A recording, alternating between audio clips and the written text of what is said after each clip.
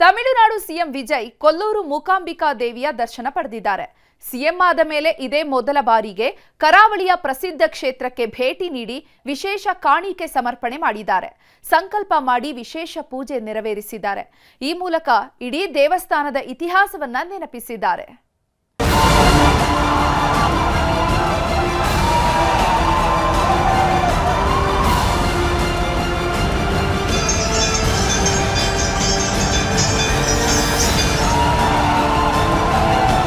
ಸಂಕಲ್ಪ ವಿಶೇಷವಾಗಿ ಅವರೇನು ಹೇಳಲಿಲ್ಲ. ಖಡ್ಗ ಸಮರ್ಪಣೆ ಮಾಡಿದರು. ಖಡ್ಗ ಅಂತ ಹೇಳಿದ್ರೆ ಅದು ವಿಜಯದ ಪ್ರತೀಕ ಒಂದು, ಅಥವಾ ಮುಂಚೆ ಸಂಕಲ್ಪ ಮಾಡ್ಕೊಳ್ಳೋದಿದ್ರೆ ಶತ್ರು ಸಂಹಾರದ ಒಂದು ಸಂಕಲ್ಪ.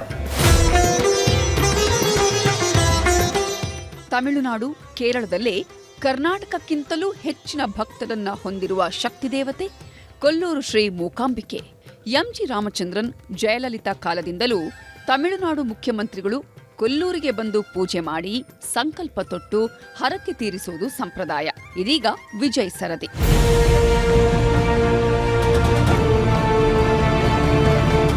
ಮಂಗಳೂರು ಏರ್ಪೋರ್ಟ್ನಿಂದ ಕೊಲ್ಲೂರಿಗೆ ಕಾರ್ನಲ್ಲಿ ಬಂದ ವಿಜಯ್ಗೆ ದೇವಸ್ಥಾನದ ಆವರಣದಲ್ಲಿ ಪೂರ್ಣಕುಂಭ ಸ್ವಾಗತ ನೀಡಲಾಯಿತು. ದೇವಸ್ಥಾನದ ಮುಂಭಾಗದಲ್ಲಿರುವ ಧ್ವಜಕ್ಕೆ ನಮಿಸಿ ದೇಗುಲ ಪ್ರವೇಶಿಸಿದ್ರು ವಿಜಯ್. ಮೂಕಾಂಬಿಕೆಗೆ ವಿಶೇಷ ಪೂಜೆ ಸಲ್ಲಿಸಿದ ಬಳಿಕ ಪ್ರಧಾನ ಅರ್ಚಕ ರಾಮಚಂದ್ರ ಅಡಿಗರಿಂದ ವಿಜಯ್ ಪ್ರಸಾದ ಸ್ವೀಕರಿಸಿದರು. ಸುಮಾರು ಅರ್ಧ ಗಂಟೆಗಳ ಕಾಲ ದೇವಿ ಮುಂದೆ ನಮಿಸಿದ ವಿಜಯ್ಗೆ ಅರ್ಚಕ ಸುರೇಶ್ ಭಟ್ ರಕ್ಷಾದಾರ ಕಟ್ಟಿದ್ರು. ಬಳಿಕ ಮೂಕಾಂಬಿಕೆಗೆ ದೀಪಾರಾಧನೆ ನಡೆಯಿತು. ಖಡ್ಗವನ್ನ ಯಾವ ಉದ್ದೇಶಕ್ಕೆ ಕೊಡ್ತಾರೆ ಸಾಮಾನ್ಯ? ಖಡ್ಗ ಅಂತ ಹೇಳಿದ್ರೆ ಅದು ವಿಜಯದ ಪ್ರತೀಕ ಒಂದು, ಅಥವಾ ಮುಂಚೆ ಸಂಕಲ್ಪ ಮಾಡ್ಕೊಳ್ಳೋದಿದ್ರೆ ಶತ್ರು ಸಂಹಾರದ ಒಂದು ಸಂಕಲ್ಪ. ಸರ್, ಅವರಿಗೆ ರಕ್ಷಾದಾರವನ್ನ ಕಟ್ಟಲಾಯಿತು, ಅದರ ಹಿನ್ನೆಲೆ ರಕ್ಷಾದಾರ ಅಂತ ಹೇಳಿದ್ರೆ ದೇವಿ ಪೂಜೆ ಮಾಡಿದ ಒಂದು ರಕ್ಷೆಗೋಸ್ಕರ ಅಷ್ಟೇ. ರಾಜಕೀಯ ಕ್ಷೇತ್ರದಲ್ಲಿ ಅವರಿಗೆ ಮೂಕಾಂಬಿಕಾ ರಕ್ಷೆಗಾಗಿ ರಕ್ಷಾದಾರವನ್ನು ಕಟ್ಟಲಾಗಿದೆ. ಮೂಕಾಂಬಿಕೆ ಸನ್ನಿಧಿಯಲ್ಲಿ ದೀಪಾರಾಧನೆ ಬಳಿಕ ಪರಿವಾರ ದೇವರುಗಳ ದರ್ಶನವೂ ಆಯಿತು. ವೀರಭದ್ರ, ಗಣಪತಿ, ಸುಬ್ರಹ್ಮಣ್ಯ ದೇವರಿಗೆ ವಿಜಯ್ ನಮಿಸಿದ್ರು. ಬಳಿಕ ಗರ್ಭಗುಡಿಯ ಸುತ್ತ ಪ್ರದಕ್ಷಿಣೆ ಹಾಕಿದ್ರು. ಮೂಕಾಂಬಿಕೆಗೆ ಫಲ ಸಮರ್ಪಣೆ ಮಾಡಿದ ವಿಜಯ್ ಸಂಕಲ್ಪ ಏನೂ ಹೇಳಲಿಲ್ಲ. ವಿಜಯ್ ಜೊತೆಗಿದ್ದವರು ಕೂಡ ಯಾವುದೇ ಸಂಕಲ್ಪ ತೊಡಲಿಲ್ಲ. ಹೆಸರು, ನಕ್ಷತ್ರ ಹೇಳಿಯಷ್ಟೇ ಪೂಜೆ ಮಾಡಿಸಿದ್ರು. ಪೂಜೆ ಬಳಿಕ 1.5 ಕೆಜಿ ತೂಕದ ಬೆಳ್ಳಿ ಖಡ್ಗವನ್ನ ಕೊಟ್ಟ ವಿಜಯ್ ನಿತ್ಯವೂ ದೇವಿ ಮುಂದೆ ಇಟ್ಟು ಪೂಜೆ ಮಾಡುವಂತೆ ಮನವಿ ಮಾಡಿದ್ರು. ಸಂಕಲ್ಪ ವಿಶೇಷವಾಗಿ ಅವರೇನು ಹೇಳಲಿಲ್ಲ. ಅವರು ದೇವರ ಎದುರಿಗೆ ಫಲವನ್ನು ಸಮರ್ಪಣೆ ಮಾಡಿ ಅನಂತರ ಸಂಕಲ್ಪದಲ್ಲಿ ವಿಶೇಷವಾಗಿ ಏನೂ ಹೇಳಲಿಲ್ಲ. ಹೆಸರು, ನಕ್ಷತ್ರ ಅಷ್ಟೇ ಹೇಳಿದರು. ಆನಂತರ ಖಡ್ಗ ಸಮರ್ಪಣೆ ಮಾಡಿದರು. ಖಡ್ಗ ಸಮರ್ಪಣೆ ಮಾಡಿದ ನಂತರ ತಾಯಿಯಲ್ಲಿ ನಿತ್ಯವೂ ಇದನ್ನಿಟ್ಟು ಒಂದು ಅಲಂಕಾರಕ್ಕೆ ಉಪಯೋಗಿಸಿ ಅಂತ ಅಷ್ಟನ್ನು ಮಾತ್ರ ಹೇಳಿದ್ದಾರೆ. ಬೇರೆ ಏನು ವಿಚಾರ ಅವರು ಮಾತಾಡಲಿಲ್ಲ. ರಾಜಕೀಯ ಉದ್ದೇಶಕ್ಕಾಗಿ, ರಾಜಕೀಯ ಜಯಗಾಗಿ ಅಂದು ಎಂಜಿಆರ್ ಅವರು ಇದೇ ಮಾದರಿಯ ಖಡ್ಗವನ್ನ ಸಮರ್ಪಣೆ ಮಾಡಿದ್ರು.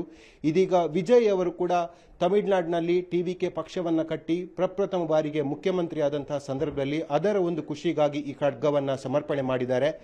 ಒಂದರ್ಥದಲ್ಲಿ ತಾನು ಮುಖ್ಯಮಂತ್ರಿ ಆದರೆ ಎಂಜಿಆರ್ ರೀತಿಯೇ ಮೂಕಾಂಬಿಕೆಗೆ ಈ ಖಡ್ಗವನ್ನ ಸಮರ್ಪಣೆ ಮಾಡ್ತೀನಿ ಎಂಬ ಸಂಕಲ್ಪವನ್ನು ಹೊತ್ತಿದ್ರು ಅನ್ನೋದು ಈಗ ಸದ್ಯಕ್ಕೆ ಸಿಕ್ಕಿರುವಂತಹ ಮಾಹಿತಿ. ಹಾಗಾಗಿ ಆ ಸಂಕಲ್ಪವನ್ನು ಈಡೇರಿಸೋಕೆ ವಿಜಯ್ ಅವರು ಮೂಕಾಂಬಿಕೆಯ ಸನ್ನಿಧಿಗೆ ಬಂದು ಈ ಖಡ್ಗವನ್ನ ಕೊಟ್ಟಿದ್ದಾರೆ. ಎಲ್ಲಾ ಪೂಜೆಗಳ ಬಳಿಕ ದೇವಸ್ಥಾನದ 10 ಮೀಟರ್ ದೂರದವರೆಗೂ ನಡೆದು ಬಂದ ವಿಜಯ್ ಅಭಿಮಾನಿಗಳತ್ತ ಕೈ ಬೀಸಿದ್ರು. ಬಳಿಕ ಕೊಲ್ಲೂರಿನಿಂದ ತಾವೇ ಕಾರು ಚಲಾಯಿಸಿಕೊಂಡು ಹೊರಟರು.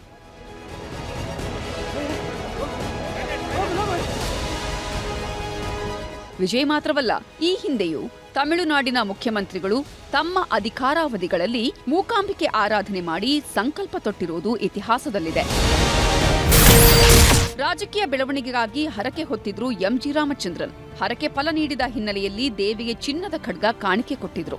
1984ರಲ್ಲಿ ಬಂದಿದ್ದ ಎಂಜಿಆರ್ 1 ಕೆಜಿ ತೂಕದ ಖಡ್ಗ ಸಮರ್ಪಣೆ ಮಾಡಿದ್ರು. ಎಂಜಿಆರ್ ನೀಡಿದ ಖಡ್ಗವನ್ನೇ ಇಂದಿಗೂ ದೇವಿ ಅಲಂಕಾರಕ್ಕೆ ಬಳಕೆ ಮಾಡಲಾಗ್ತಿದೆ. ನವರಾತ್ರಿ, ವಿಜಯದಶಮಿಗೆ ಈ ಖಡ್ಗಕ್ಕೆ ವಿಶೇಷ ಪೂಜೆ ಸಲ್ಲಿಸಲಾಗುತ್ತೆ. ಎಂಜಿಆರ್ ಪತ್ನಿ ವಿಎನ್ ಜಾನಕಿ ಕೂಡ ಬಂದು ಮೂಕಾಂಬಿಕೆಯ ದರ್ಶನ ಮಾಡಿದ್ದಾರೆ.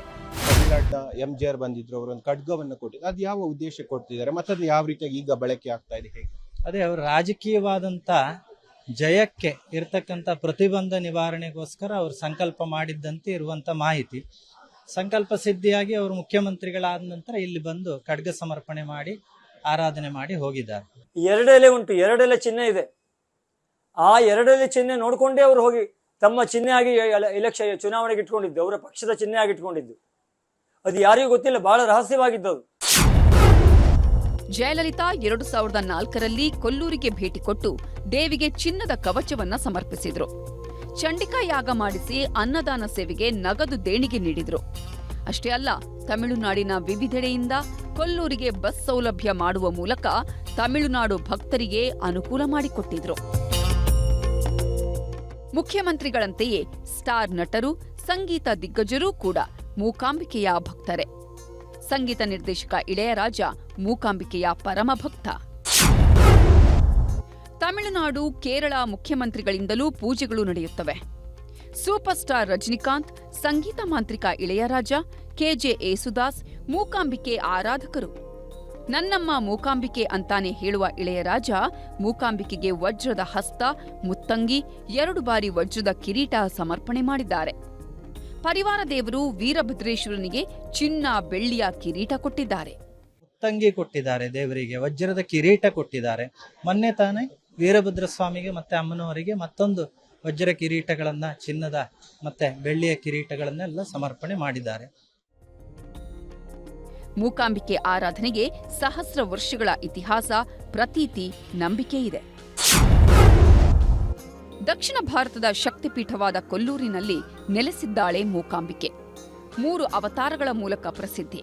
ಮಹಾಕಾಳಿಯಾಗಿ ಶತ್ರು ಸಂಹಾರ, ಮಹಾಲಕ್ಷ್ಮಿಯಾಗಿ ಸಂಪತ್ತು ಮತ್ತು ಸ್ಥಾನಮಾನ ವೃದ್ಧಿ, ಮಹಾಸರಸ್ವತಿಯಾಗಿ ವಿದ್ಯೆ ನೀಡುವ ದೇವತೆ ಈಕೆ. ಆದಿಶಂಕರರು ರೂಢಿಸಿದ ಪದ್ಧತಿಗಳ ಪ್ರಕಾರವೇ ಅಂದಿನಿಂದಲೂ ಪೂಜೆಗಳು ನಡೆಯುತ್ತವೆ. ತ್ರಿಕಾಲ ಪೂಜೆ, ಬಲಿಯಾಗತ್ತೆ. ನಿತ್ಯ ಪ್ರದೋಷಕ ಪೂಜೆ, ಸಂಜೆ ದಂತಧಾವನ, ಪಂಚಾಭಿಷೇಕ ಇರುತ್ತೆ. ಪ್ರದೋಷ ಕಾಲಕ್ಕೂ ಮೊದಲು ಉತ್ಸವದ ಮೂಲಕ ದಿನದ ಪೂಜೆ ಸಮಾಪ್ತಿಯಾಗತ್ತೆ. ಮೂಕಾಂಬಿಕೆ ಆರಾಧನೆ ಮಾಡಿದವರೆಲ್ಲರಿಗೂ ರಾಜಕೀಯ ಏಳಿಗೆ ಸಿಕ್ಕಿದೆ. ಹಾಗೆ ರಾಜಕೀಯ ಏಳು ಬೀಳುಗಳನ್ನೂ ಕಂಡಿದ್ದಾರೆ. ವಿಜಯ್ ಮುಂದಿನ ಹಾದಿ, ರಾಜಕೀಯ ಬೆಳವಣಿಗೆಗಳೆಲ್ಲವೂ ಇದೀಗ ಮೂಕಾಂಬಿಕೆಯ ನಂಬಿಕೆ ಸುತ್ತುತ್ತಲೇ ಇರುತ್ತೆ.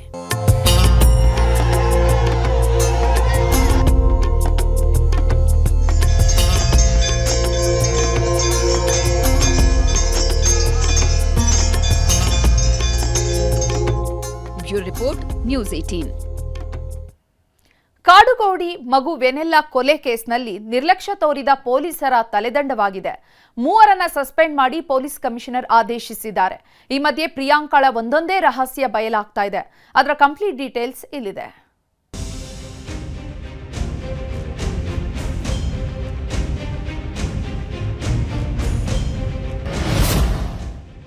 ವೆನ್ನೆಲ್ಲಾ ಕೊಲೆ ಕೇಸ್, 3 ಪೊಲೀಸರ ತಲೆದಂಡ.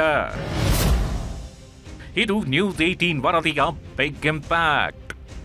ಮಕ್ಕಳ ಪಾಲಿಗೆ ಹೆತ್ತವಳೆ ದೇವರು ಅನ್ನೋ ಮಾತಿದೆ. ಆದ್ರೆ ಈ ಪುಟ್ಟ ಮಗುವಿನ ಪಾಲಿಗೆ ಹೆತ್ತವಳೆ ವಿಲನ್ ಆಗಿದ್ದಾಳೆ. ತಾಯಿಯ ಪ್ರಿಯಕರನ ಕ್ರೌರ್ಯಕ್ಕೆ 6 ವರ್ಷದ ಕಂದಮ್ಮ ಹೆಣವಾಗೋಗಿತ್ತು.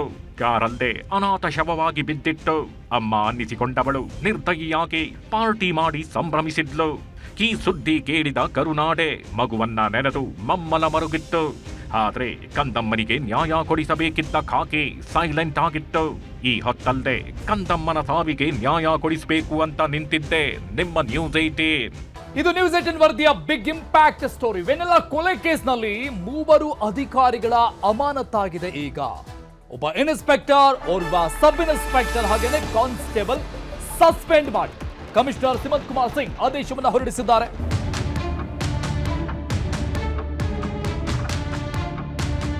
ವೆನ್ನೆಲ್ಲಾ ಸಾವಿಗೆ ನ್ಯಾಯ ಸಿಗಲೇಬೇಕು ಅಂತ ನ್ಯೂಸ್ 18 ನಿರಂತರ ವರದಿ ಮಾಡಿತ್ತು. ಹಿರಿಯ ಅಧಿಕಾರಿಗಳನ್ನ ಬಡಿದೆಬ್ಬಿಸೋ ಕೆಲಸ ಮಾಡಿತ್ತು. ಜಸ್ಟಿಸ್ ಫಾರ್ ವೆನ್ನೆಲ್ಲಾ ಅಂತ ಅಭಿಯಾನ ಮಾಡಿತ್ತು. ಕಾಡುಗೋಡಿ ಪೊಲೀಸರ ಕರ್ತವ್ಯ ಲೋಪದ ಬಗ್ಗೆ ಎಳೆಯಾಗಿ ಬಿಚ್ಚಿಟ್ಟಿತ್ತು. ಯಾವಾಗ ಸುದ್ದಿ ಪ್ರಸಾರವಾಯಿತು, ಹಿರಿಯ ಅಧಿಕಾರಿಗಳು ಎಚ್ಚೆತ್ತುಕೊಂಡಿದ್ದಾರೆ. ಕರ್ತವ್ಯ ಲೋಪ ಎಸಗಿದ ಆರೋಪದಡಿ 3 ಪೊಲೀಸ್ ಅಧಿಕಾರಿಗಳನ್ನ ಅಮಾನತ್ತು ಮಾಡಿದ್ದಾರೆ. ಕಾಡುಗೋಡಿ ಠಾಣೆಯ ಇನ್ಸ್ಪೆಕ್ಟರ್ ರಂಗಸ್ವಾಮಿ, ಪಿಎಸ್ಐ ನಿಂಗರಾಜು ಹಾಗೂ ಸಿಬ್ಬಂದಿ ಹಾಲೇಶ್ ನಾಯಕ್ ತಲೆದಂಡವಾಗಿದೆ. ಹಾಗಾದ್ರೆ ಸಸ್ಪೆಂಡ್ ಮಾಡೋದಕ್ಕೆ ಯಾವೆಲ್ಲ ಲೋಪಗಳನ್ನ ಪರಿಗಣನೆ ಮಾಡಿದ್ದಾರೆ ಅನ್ನೋದನ್ನ ನೋಡೋದಾದ್ರೆ, ಮಗು ವೆನ್ನೆಲ್ಲಾ ಕೊಲೆಯಾದ್ರು ಮರಣೋತ್ತರ ಪರೀಕ್ಷೆಗೆ ತಡ ಮಾಡಿದ್ರು. ಮಗು ಸಾವನ್ನಪ್ಪಿದ ಸ್ಥಳ ಪರಿಶೀಲನೆ ಮಾಡದೆ ನಿರ್ಲಕ್ಷ್ಯ ಮಾಡಿದ್ರು. ಅಲ್ಲದೆ ಮಗು ಕಾರಿನಲ್ಲಿ ಸಾವನ್ನಪ್ಪಿದ ಬಗ್ಗೆ ಮಾಹಿತಿ ಇರಲಿಲ್ಲ. ಮರಣೋತ್ತರ ಪರೀಕ್ಷೆ ವರದಿ ಬಂದು 2 ತಿಂಗಳಾದರೂ FIR ದಾಖಲಾಗಿರಲಿಲ್ಲ. ಮಗು ಉಸಿರುಗಟ್ಟಿ ಸಾವನ್ನಪ್ಪಿದೆ ಅಂದ್ರು. ಪೊಲೀಸರು ನಿರ್ಲಕ್ಷ್ಯ ತೋರಿದ್ರು. ಅಲ್ಲದೆ ವಿಲ್ಲಾಗೆ ಭೇಟಿ ನೀಡಿರಲಿಲ್ಲ. CCTV ವಶಕ್ಕೆ ಪಡೆದು ಪರಿಶೀಲನೆ ಮಾಡಿರಲಿಲ್ಲ. ಜೊತೆಗೆ ಮಗುವಿನ ತಂದೆಯ ದೂರು ನಿರ್ಲಕ್ಷ್ಯ ಮಾಡಿದ್ರು. ಆರೋಪಿಗಳ ಮಾತನ್ನೇ ನಂಬಿದ್ರಿಂದ ಮೂವರನ್ನು ಅಮಾನತು ಮಾಡಲಾಗಿದೆ. ಈ ಎಲ್ಲ ಪ್ರಕರಣದಲ್ಲಿ ಇನ್ವೆಸ್ಟಿಗೇಷನ್ಲಿ ಕೆಲವು ಲ್ಯಾಪ್ಸಸ್ ಕಂಡು ಬರ್ತಾ ಇದೆ. ನಮ್ಮ ಸೀನಿಯರ್ ಆಫೀಸರ್ಸ್ ಅವ್ರದ್ದು ರಿಪೋರ್ಟ್ ಪ್ರಕಾರ ಆ ನಿಟ್ಟಿನಲ್ಲಿ 3 ಜನ ಆಫೀಸರ್ಸ್, ಒಬ್ಬ ಇನ್ಸ್ಪೆಕ್ಟರ್, ಒಬ್ಬ ಸಬ್ ಇನ್ಸ್ಪೆಕ್ಟರ್ ಮತ್ತು ಇನ್ನೊಬ್ಬ ಕಾನ್ಸ್ಟೇಬಲ್ ಅವ್ರಿಗೆ ಸದ್ಯಕ್ಕೆ ಸಸ್ಪೆನ್ಷನ್ಲಿ ಇಟ್ಕೊಂಡಿದೆ. ಬಗೆದಷ್ಟು ಬಯಲಾಗ್ತಿದೆ ವೆನ್ನೆಲಾ ಮರ್ಡರ್ ಮಿಸ್ಟ್ರಿ. ಪ್ರಿಯಕರನ ವಿರುದ್ಧ ತಿರುಗಿ ಬಿದ್ದ ಪಾಪಿ ಪ್ರಿಯಾಂಕ. ಮೂವರು ಪೊಲೀಸ್ ಸಸ್ಪೆಂಡ್ ಬೆನ್ನಲ್ಲದೆ ಪ್ರಕರಣದ ತನಿಖಾಧಿಕಾರಿಯಾಗಿ ACP ಅನುಷಾರನ್ನು ನೇಮಕ ಮಾಡಲಾಗಿದೆ. ನಿನ್ನೆ ಪೊಲೀಸರು ಎತ್ತ ಕಡೆ ಬಂದು ಬಿಸಿ ನೀರು ಕಾಯಿಸ್ತಾಗಿದ್ದಂತೆ ಪ್ರಿಯಾಂಕಾ ಆಂಟಿ ಉಲ್ಟಾ ಹೊಡೆದಿದ್ದಾಳೆ. ನನ್ನ ಮಗು ಮಲಗಿತ್ತು, ಬೆಳಗ್ಗೆ ಎದ್ದು ನೋಡಿದಾಗ ಸತ್ತು ಹೋಗಿತ್ತು. ಸಹಜವಾಗಿಯೇ ಮಗು ಸಾವನ್ನಪ್ಪಿದೆ ಅಂದ್ಕೊಂಡಿದ್ದೆ. ನನ್ನದೇನು ತಪ್ಪಿಲ್ಲ, ನಾನು ಕೊಲೆ ಮಾಡಿಲ್ಲ. ಸಾಯಿಸಿದ್ರೆ ಅವನೇ ಸಾಯಿಸಿರಬೇಕು ಅಂತ ಪ್ರಿಯಕರನಿಗೆ ಗುನ್ನಾಗಿಟ್ಟಿದ್ದಾಳೆ. ಸದ್ಯ ಪೊಲೀಸರು ಇಬ್ಬರನ್ನು ಪ್ರತ್ಯೇಕವಾಗಿ ವಿಚಾರಣೆ ಮಾಡುತ್ತಿದ್ದು ಮತ್ತೊಂದು ಸತ್ಯ ಬಯಲಾಗಿದೆ. ಪ್ರಿಯಕರ ಮೋಹನ್ ಜೊತೆಗೆ IVF ಮಗು ಮಾಡಿಕೊಳ್ಳಲು ನಿರ್ಧಾರ ಮಾಡಿದ್ಲಂತೆ ಪ್ರಿಯಾಂಕ. ಅದಕ್ಕಾಗಿ ಮೇ 21ನೇ ತಾರೀಕು IVF ಮಗು ಪಡೆಯಲು ಆಸ್ಪತ್ರೆಗೆ ಹೋಗಿದ್ರು. ಆವತ್ತೇ ಎಕ್ಸಾಂಪಲ್ ಕೂಡ ಕಲೆಕ್ಟ್ ಮಾಡಲಾಗಿತ್ತಂತೆ. ಈ ಬಗ್ಗೆ ನ್ಯೂಸ್ 18 ಕನ್ನಡಕ್ಕೆ IVF ಡಿಸ್ಚಾರ್ಜ್ ಸಮ್ಮರಿ ಕಾಪಿ ಲಭ್ಯವಾಗಿದೆ.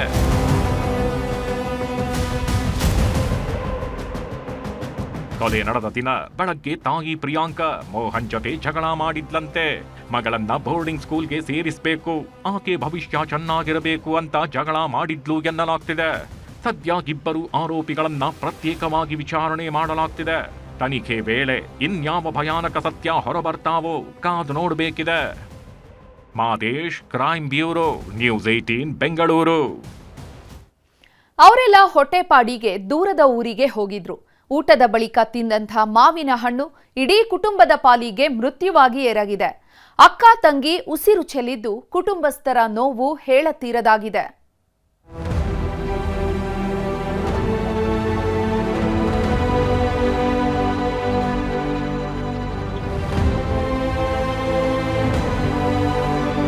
ಸಾವು ಅನ್ನೋದು ಯಾವ ರೂಪದಲ್ಲಿ ಬಂದಪ್ಪಳಿಸುತ್ತೋ ದೇವರೇ ಬಲ್ಲ. 10 ಆಸೆ 100 ಕನಸು ಕಂಡವರು ಕ್ಷಣಾರ್ಧದಲ್ಲೇ ಇಲ್ಲವಾಗಿ ಬಿಡ್ತಾರೆ. ಏನಾಯ್ತು ಅನ್ನುವಷ್ಟರಲ್ಲೇ ಸಾವಿನ ಕದ ತಟ್ಟಿ ಬಿಡ್ತಾರೆ. ಕೆಲವರಿಗೆ ಅನ್ನದ ತುತ್ತು ಕೂಡ ಕುತ್ತು ತಂದ್ಬಿಡುತ್ತೆ. ಬೀದರ್ ಮೂಲದ ಸಹೋದರಿಯರ ಬಾಳಿಗೆ ಮಾವಿನ ಹಣ್ಣೆ ಮುಳ್ಳಾಯ್ತಾ ಅನ್ನೋ ಪ್ರಶ್ನೆ ಎದ್ದಿದೆ. ಮಾವಿನ ಹಣ್ಣು ತಿಂದು ಅಕ್ಕ ತಂಗಿ ದುರ್ಮರಣ. ಹೋಯ್ತು ಇಬ್ಬರ ಜೀವ, ಕುಟುಂಬಸ್ಥರ ಆಕ್ರಂದನ. ಈ ಹೆಣ್ಮಕ್ಕಳ ಸಾವು ನೋಡ್ತಿದ್ರೆ ಏನ್ ಹೇಳ್ಬೇಕೋ ಗೊತ್ತಾಗ್ತಿರ್ಲ. ಕುಟುಂಬದ ಜೊತೆಗೆ ಖುಷಿ ಖುಷಿಯಾಗಿ ಊಟ ಮಾಡಿದ್ರು. ಹೊಟ್ಟೆ ತುಂಬಿದ್ಮೇಲೆ ಹಣ್ಣು ತಿನ್ನೋಣ ಅಂತ ಮಾವು ಸವಿದಿದ್ರು. ಆದ್ರೆ ಅದೇ ಮಾವು ಇಡೀ ಕುಟುಂಬದ ಪಾಲಿಗೆ ಮೃತ್ಯುವಾಗಿ ಎರಗಿದೆ. ಬಾಯಿ ಚಪ್ಪರಿಸಿ ಸವಿದವರು ಸಾವಿನ ಕದ ತಟ್ಟಿದ್ದಾರೆ.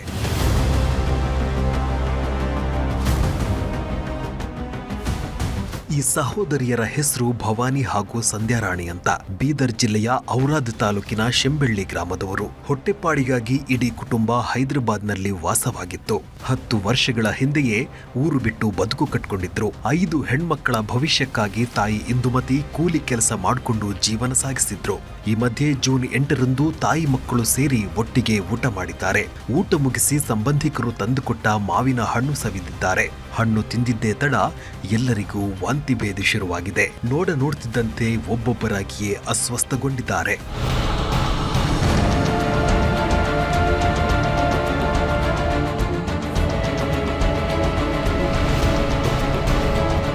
ಯಾವಾಗ ಇಡೀ ಕುಟುಂಬ ಅಸ್ವಸ್ಥವಾಯಿತೋ ತಕ್ಷಣವೇ ಹೈದರಾಬಾದ್ನ ಖಾಸಗಿ ಆಸ್ಪತ್ರೆಗೆ ದಾಖಲಾಗಿದ್ದಾರೆ. ಅದೆಷ್ಟೇ ಪ್ರಯತ್ನ ಪಟ್ಟರೂ ಭವಾನಿ ಹಾಗೂ ಸಂಧ್ಯಾರಾಣಿ ಜೀವ ಉಳಿಯಲೇ ಇಲ್ಲ.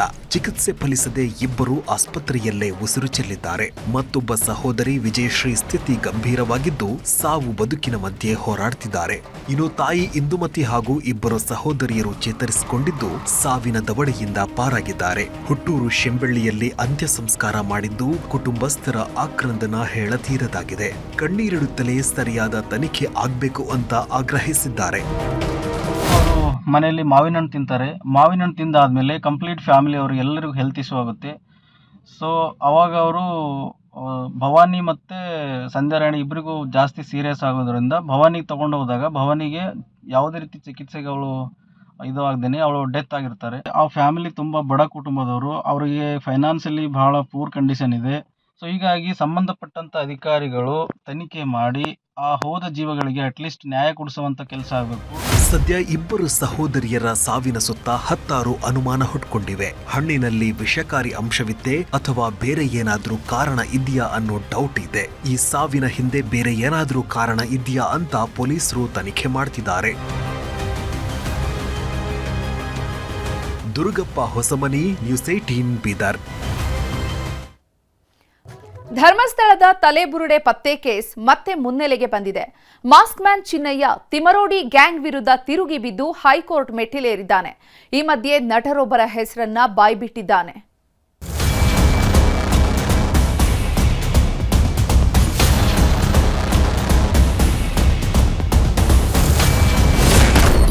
ಧರ್ಮಸ್ಥಳ ಬುರುಡೆ ಕೇಸ್ಗೆ ಹೊಸ ಟ್ವಿಸ್ಟ್. ತಿಮರೋಡಿ ಟೀಮ್ ವಿರುದ್ಧ ಸಿಡಿದೆದ್ದ ಚಿನ್ನಯ್ಯ.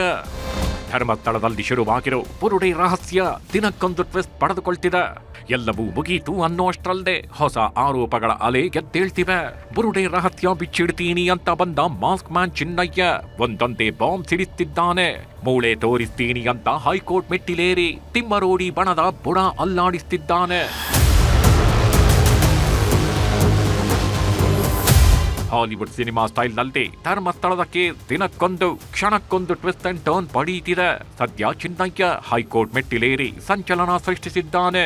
ಗಿರೀಶ್ ಮಟ್ಟಣ್ಣನವ, ಮಹೇಶ್ ಶೆಟ್ಟಿ ತಿಮರೋಡಿ, ವಿಠಲ್ ಗೌಡ, ಜಯಂತ್ ವಿರುದ್ಧ ಕ್ರಮ ಕೈಗೊಳ್ಳುವಂತೆ ಕೋರಿ ಅರ್ಜಿ ಸಲ್ಲಿಸಿದ್ದಾನೆ. ಈ ಕೇಸಿನಲ್ಲಿ ನಿಜವಾದ ಸಂಚುಕೋರರ ವಿರುದ್ಧ ಎಸ್ಐಟಿ ಕ್ರಮ ಕೈಗೊಂಡಿಲ್ಲ. ಷಡ್ಯಂತ್ರ ಮಾಡಿದವರನ್ನೇ ಎಸ್ಐಟಿ ರಕ್ಷಣೆ ಮಾಡ್ತಿದ್ದು ನನ್ನೊಬ್ಬನನ್ನ ಅರೆಸ್ಟ್ ಮಾಡಿದ್ದಾರೆ ಅಂತ ಆರೋಪಿಸಿದ್ದಾನೆ. ಈಗಾಗಲೇ ಎಸ್ಐಟಿ ಸಲ್ಲಿಸಿರೋ ವರದಿಯಲ್ಲಿ ಷಡ್ಯಂತ್ರದ ಸಂಪೂರ್ಣ ಮಾಹಿತಿ ಇದೆ. ಎಸ್ಐಟಿ ಅಧಿಕಾರಿಗಳ ವಿರುದ್ಧ 5 ಆರೋಪಿಗಳ ಬಗ್ಗೆ ಉಲ್ಲೇಖಿಸಲಾಗಿದೆ. ಆದರೂ ಅವರ ವಿರುದ್ಧ ಕ್ರಮ ಕೈಗೊಂಡಿಲ್ವಂತೆ. ಅಷ್ಟೇ ಅಲ್ಲ, ಚಿನ್ನಯ್ಯ ನೀಡಿದ ದೂರನ್ನ ಗಂಭೀರವಾಗಿ ಎಸ್ಐಟಿ ಅಧಿಕಾರಿಗಳು ಪರಿಗಣಿಸಿಲ್ವಂತೆ. ಚಿನ್ನಯ್ಯಗೆ ಜೀವ ಬೆದರಿಕೆಯೊಡ್ಡಿ ಧರ್ಮಸ್ಥಳದ ವಿರುದ್ಧ ಹೇಳಿಕೆ ಕೊಡಿಸಿದ್ದಾಗಿ ಅರ್ಜಿಯಲ್ಲಿ ಉಲ್ಲೇಖಿಸಲಾಗಿದೆ. ಚಿನ್ನಯ್ಯನ ಬಾಯಲ್ಲದೆ ಪ್ರಕಾಶ್ ರಾಜ್ ಹೆಸರು. 200 ಕೋಟಿ ರಹಸ್ಯ ಬಿಚ್ಚಿಟ್ಟ ಮಾಸ್ಕ್ ಮ್ಯಾನ್.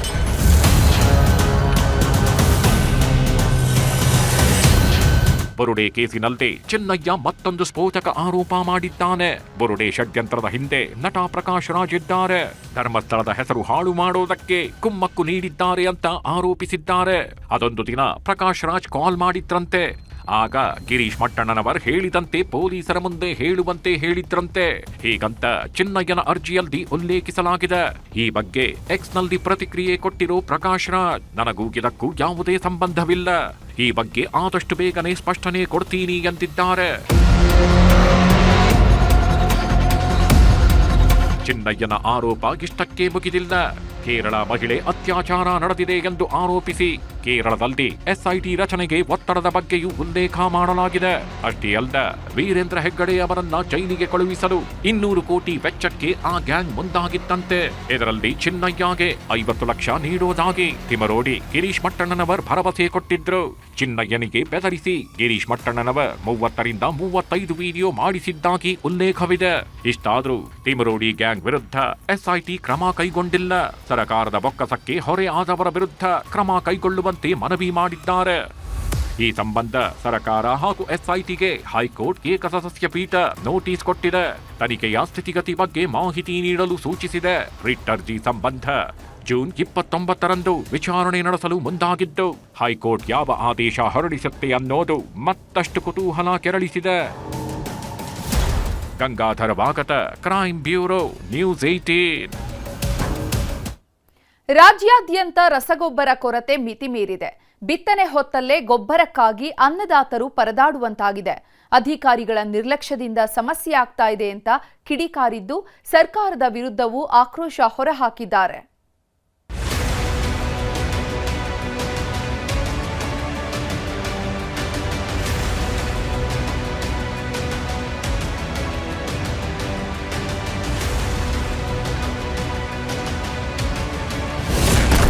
ರಸಗೊಬ್ಬರಕ್ಕಾಗಿ ನಿಲ್ಲದ ರೈತರ ಪರದಾಟ, ಕಿಲೋಮೀಟರ್ ಗಟ್ಟಲೆ ಕ್ಯೂ ನಿಂತು ಒದ್ದಾಟ.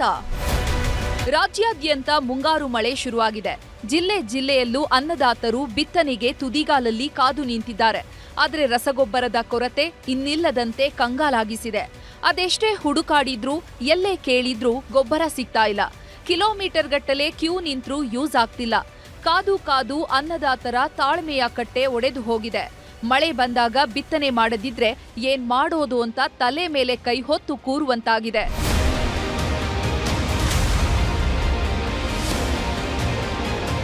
ಗದಗ ಜಿಲ್ಲೆಯಲ್ಲಿ ಕೃಷಿ ಚಟುವಟಿಕೆಗಳು ಗರಿಗೆದರಿವೆ. ಹೆಸರು, ಗೋವಿನ ಜೋಳ, ಶೇಂಗಾ ಬಿತ್ತನೆಗೆ ಮುಂದಾಗಿದ್ದಾರೆ. ಆದರೆ ಬಿತ್ತನೆ ಹಂಗಾಮದಲ್ಲೇ ಅನ್ನದಾತರು ಯೂರಿಯಾ ಗೊಬ್ಬರಕ್ಕಾಗಿ ಅಲೆದಾಡ್ತಿದ್ದಾರೆ. ಗದಗ ನಗರದ ಗೊಬ್ಬರದ ಅಂಗಡಿ ಮುಂದೆ ಬೆಳಿಗ್ಗೆ 5 ಗಂಟೆಯಿಂದ ಕ್ಯೂ ನಿಂತಿದ್ದಾರೆ. ಚಪ್ಪಲಿ, ಹೆಲ್ಮೆಟ್, ಟವೆಲ್ ಇಟ್ಟು ದಿನವಿಡೀ ಕಾಯ್ತಿದ್ದಾರೆ. ಬೆಳಿಗ್ಗೆ 11 ಗಂಟೆಯಿಂದ 2 ಗಂಟೆವರೆಗೆ ಗೊಬ್ಬರ ಕೊಡ್ತಾ ಇದ್ದು ದಿನಕ್ಕೆ 30 ರೈತರಿಗೆ ಮಾತ್ರ ವಿತರಣೆ ಮಾಡ್ತಿದ್ದಾರೆ.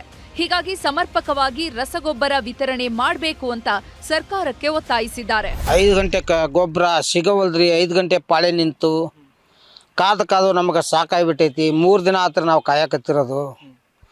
11 ಗಂಟೆಗೆ ಬಾಕಲ ತೆಗಿತಾರೆ, 12 ಗಂಟೆಗೆ ಬಂದ್ ಮಾಡ್ತಾರೆ ಅವರು.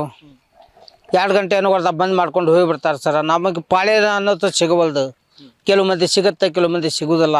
ಬಾಗಲಕೋಟೆ ಜಿಲ್ಲೆಯಲ್ಲೂ ರಸಗೊಬ್ಬರಕ್ಕಾಗಿ ರೈತರು ಪರದಾಡ್ತಿದ್ದಾರೆ. ಯೂರಿಯಾ ಮತ್ತು ಡಿಎಪಿ ಖರೀದಿಗೆ ಮುಗಿಬೀಳ್ತಿದ್ದಾರೆ. ಆದ್ರೆ ಕೃಷಿ ಇಲಾಖೆ ಮಾಹಿತಿ ಪ್ರಕಾರ ದಾಸ್ತಾನು ಇದೆಯಂತೆ. ಆದ್ರೆ ಗೊಬ್ಬರ ಕೊರತೆ ಎದುರಾಗಿದೆ. ಗೋದಾಮಿನಲ್ಲಿ ಗೊಬ್ಬರ ಇದ್ರೂ ಮಾರಾಟಗಾರರು ಕೊಡ್ತಿಲ್ಲ ಅನ್ನುವಂತಹ ಅನುಮಾನ ಶುರುವಾಗಿದೆ. ಕೆಲವೆಡೆ ಡಿಎಪಿ ನೋ ಸ್ಟಾಕ್, ಕೆಲವೆಡೆ ಸ್ಟಾಕ್ ಇದ್ರೂ ಲಿಂಕ್ ಕಡ್ಡಾಯ ಮಾಡಿದ್ದು ರೈತರು ಸಂಕಷ್ಟಕ್ಕೆ ಸಿಲುಕಿದ್ದಾರೆ. ಜಿಲ್ಲೆಗೆ ಈಗ ಜೂನ್ ಎಂಡ್ವರೆಗೆ ಸುಮಾರು 57,000 ಮೆಟ್ರಿಕ್ ಟನ್ ನಮಗೆ ರಸಗೊಬ್ಬರ ಬೇಕಾಗಿದೆ. ಈಗ ನಮ್ಮಲ್ಲಿ ರಸಗೊಬ್ಬರ ಸಾಕಷ್ಟು ಸ್ಟಾಕ್ ಇದೆ.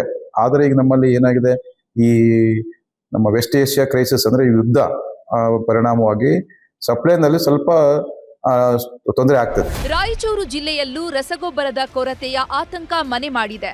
ಒಂದ್ ಕಡೆ ಸರಿಯಾಗಿ ಗೊಬ್ಬರ ಸಿಗ್ತಾ ಇಲ್ಲ, ಮತ್ತೊಂದ್ ಕಡೆ ಬೆಲೆ ಏರಿಕೆಗೆ ಕಂಗಾಲಾಗಿದ್ದಾರೆ. ಅಧಿಕಾರಿಗಳ ನಿರ್ಲಕ್ಷ್ಯದಿಂದ ಇಷ್ಟೆಲ್ಲ ಸಮಸ್ಯೆ ಆಗ್ತಾ ಇದೆ ಅಂತ ಕಿಡಿಕಾರಿದ್ದಾರೆ. ಅಧಿಕಾರಿಗಳು ಕೊರತೆ ಇಲ್ಲ ಅಂತ ಹೇಳೋದು ಸಂಪೂರ್ಣ ಸುಳ್ಳು. ಹೀಗೆ ಮುಂದುವರೆದ್ರೆ ಮುಂದಿನ ದಿನಗಳಲ್ಲಿ ಹೋರಾಟ ಮಾಡಿ ತಕ್ಕ ಉತ್ತರ ಕೊಡ್ತೀವಿ ಅಂತ ಆಕ್ರೋಶ ಹೊರಹಾಕಿದ್ದಾರೆ. ಇವ್ರೇನು ಹೇಳ್ತಾರೆ, ಇಲ್ಲ 1 ತಿಂಗಳಿಗೆ 1 ಚೀಲ ಯೂರಿಯಾ ಕೊಡೋದು ಇದು ಸಮಂಜಸವಾದದ್ದಲ್ಲ. ನಾವು ರೈತರು ಸುಮ್ಮನೆ ಕೂಡಲ್ಲ, ನಾವು ಬೀದಿಗೆ ಬರ್ತೀವಿ, ನಮ್ಮ ಹಕ್ಕನ್ನು ನಾವು ಕೇಳ್ತೀವಿ. ನಾವು ಮುಂದಿನ ದಿನಮಾನಗಳಲ್ಲಿ ದಿಟ್ಟತನದ ಹೋರಾಟ ಮಾಡ್ತೀವಿ. ಗೊಬ್ಬರ ಸಿಗೋಲ್ತು. ಗೊಬ್ಬರ ಹೈಯೆಸ್ಟ್ ರೇಟ್ ಆಗಿಬಿಟ್ಟೈತೆ. ರೈತರಿಗೆ ಭಾಳ ತೊಂದರೆಯಲ್ಲಿದೆ ರೈತರು.